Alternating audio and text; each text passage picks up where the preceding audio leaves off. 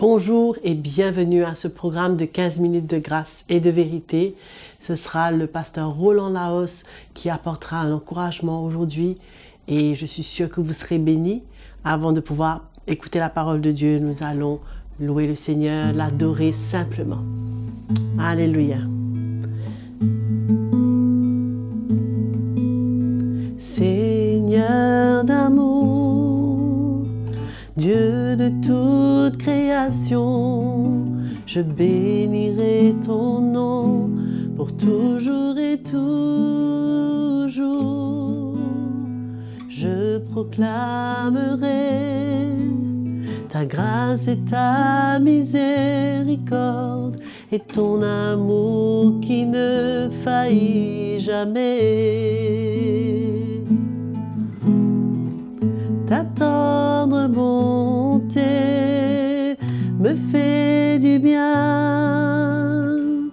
et ta miséricorde me relève quand je tombe.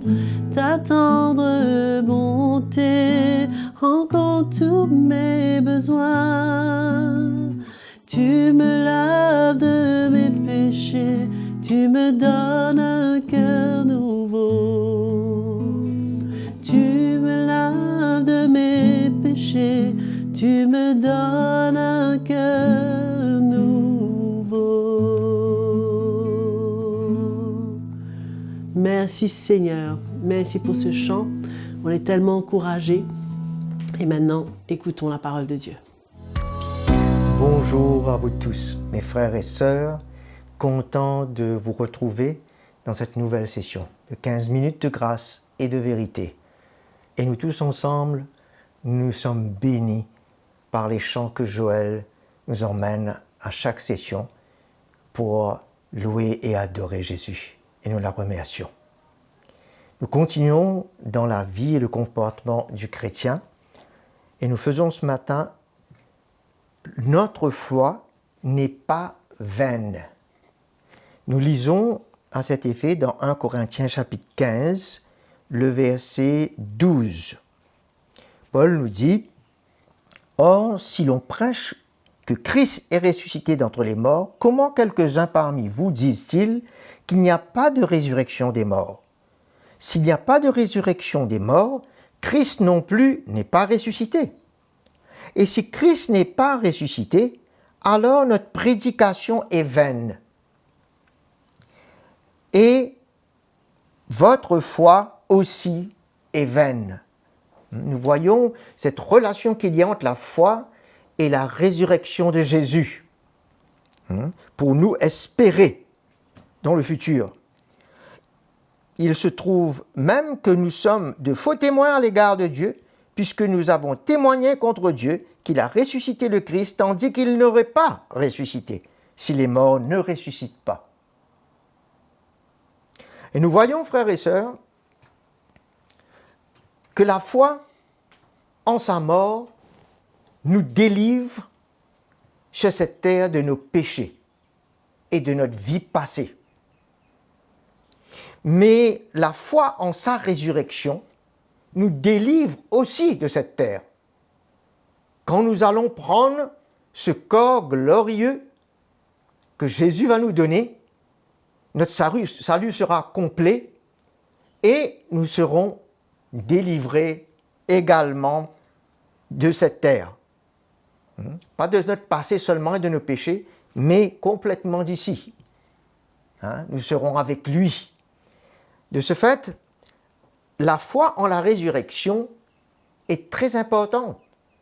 Si nous le croyons, nous avons une espérance vivante que ce jour arrive où nous allons quitter cette terre et notre corps physique va ressusciter et prendra un autre corps spirituel.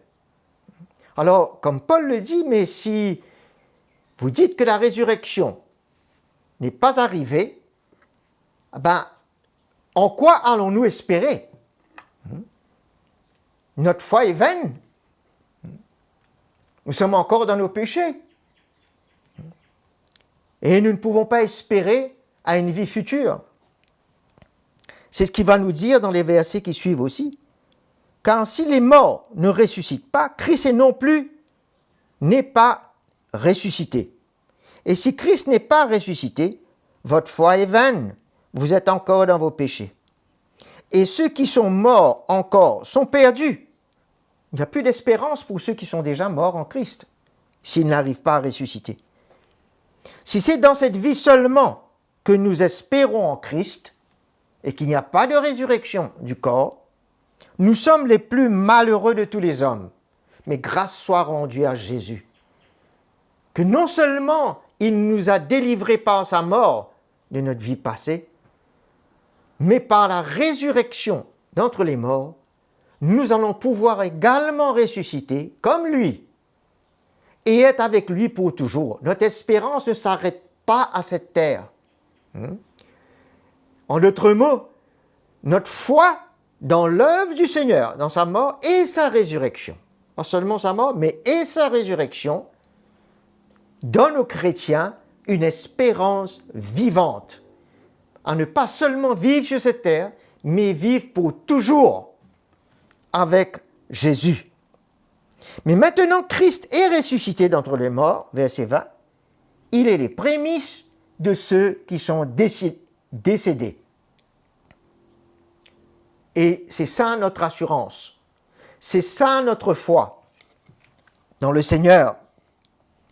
Au verset 25 et 26, il nous dit « Car il faut qu'il règne, parlant de Jésus, jusqu'à ce qu'il ait mis tous ses ennemis sous ses pieds. » Le verset 26 nous dit « Le dernier ennemi qui sera détruit, c'est la mort. » C'est-à-dire, quand le Seigneur ressuscitera, nos corps, ça va prouver que la mort n'a plus de pouvoir sur le corps physique, le corps humain de tous les chrétiens qui sont nés de nouveau. Parce qu'ils pourront alors être ressuscités et vivre avec Jésus.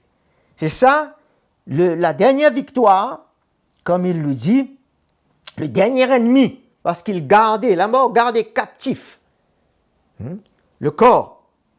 Okay. Mais à cause de la résurrection de Jésus, ce corps pourra ressusciter et ça confirmera que l'ennemi, le dernier, la mort, a été détruit. Et notre foi n'est pas vaine dans la grâce maintenant. La grâce, ce sera une grâce d'être ressuscité avec le Seigneur et d'avoir un corps nouveau. Mais sa grâce n'est pas vaine, aussi pendant que nous vivons sur cette terre. C'est pourquoi notre foi n'est pas vaine aussi. Notre foi n'est pas vaine dans la grâce de Dieu maintenant sur terre. Elle est une foi agissante. Pourquoi? Parce que la grâce de Dieu, elle aussi, n'est pas vaine. Nous croyons en une grâce qui n'est pas vaine. Elle est puissante, elle est agissante.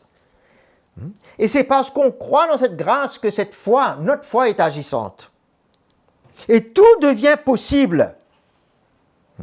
Tout ce qu'on doit faire pour le servir, tout ce qu'on doit faire pour Jésus, tout devient possible parce que nous avons une foi vivante dans une grâce agissante. Dieu peut intervenir à n'importe quel moment pendant que nous le servons dans notre propre vie, au travers de nous, pour le servir, pour les autres. Et c'est pour cela que nous voulons continuer et nous n'allons pas lâcher à aucun moment parce que sa grâce est suffisante, elle est permanente et qui rend toute situation possible pour nous vivre. Rien n'est trop dur ou trop difficile, car son joug est doux et son fardeau est léger. Sa grâce est là, nous pouvons aller jusqu'à la fin. Alors, c'est une foi vivante que nous avons, la résurrection, une foi vivante sur cette terre pendant que nous vivons.